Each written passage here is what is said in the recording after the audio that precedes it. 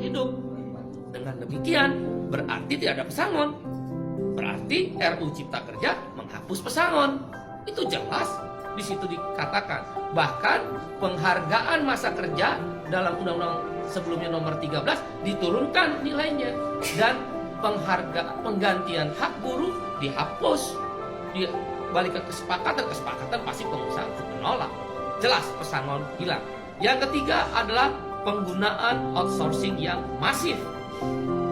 Yang sebelumnya outsourcing hanya 5 jenis pekerjaan, sekarang diperbolehkan. Sekarang semua jenis pekerjaan dan tidak ada batas waktu.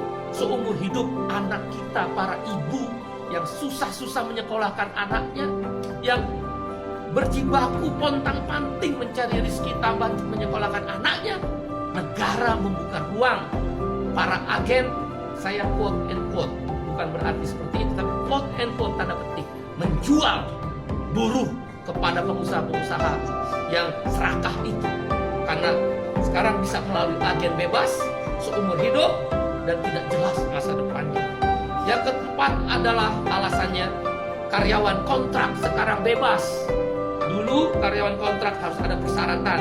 Boleh menggunakan karyawan kontrak kalau paling lama 3 tahun pekerjaan itu, jenis pekerjaan tertentu, untuk pre-pro, bukan mass product, bukan produksi massal dan sebagainya. Sekarang syarat itu dihapus, dibolehkan menggunakan karyawan kontrak semua jenis pekerjaan dengan batas waktu tidak tertentu. Wahai ibu-ibu dan bapak-bapak, anak-anak kita terancam dengan masa depannya yang dikontrak seumur hidup tanpa kejelasan nasibnya dan di outsourcing seumur hidup melalui para agen-agen pekerja yang menampung pekerja itu.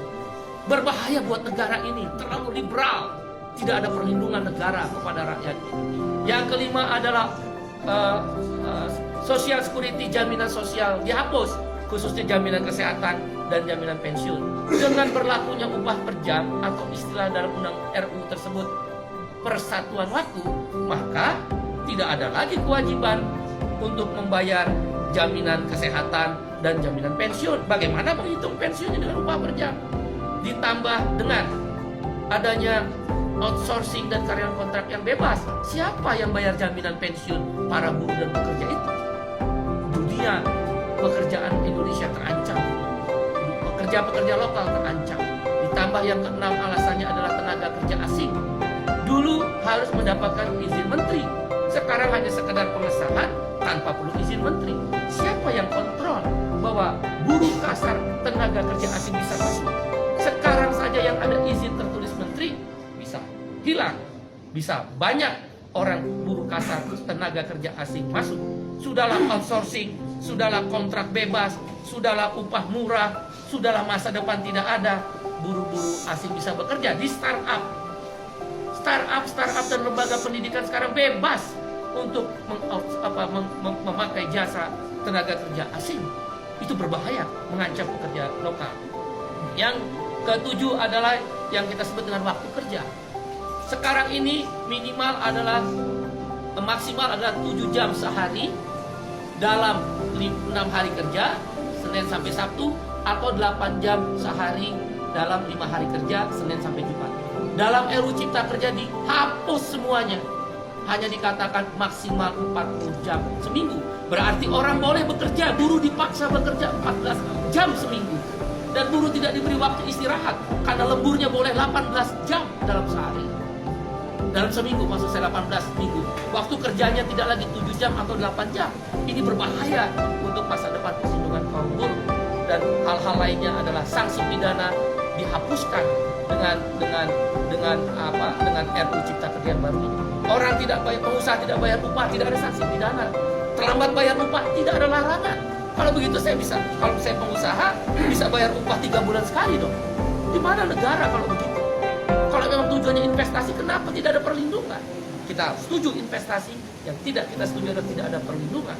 Dan kemudian hal lainnya yang ke-9 adalah bahwa PHK jadi mudah sekarang. Nggak perlu lagi ada negosiasi dan perundingan dengan serikat buruh.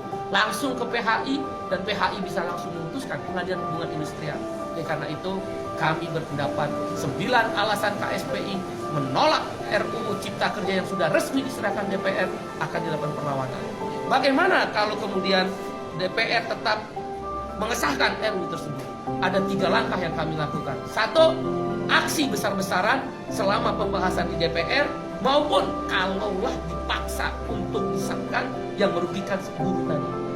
Aksi nasional, aksi daerah, bahkan tidak menutup kemungkinan aksi yang melibatkan komponen yang lebih luas. Kawan-kawan mahasiswa, mereka terancam. Begitu masuk pasar kerja, tidak punya masa depan.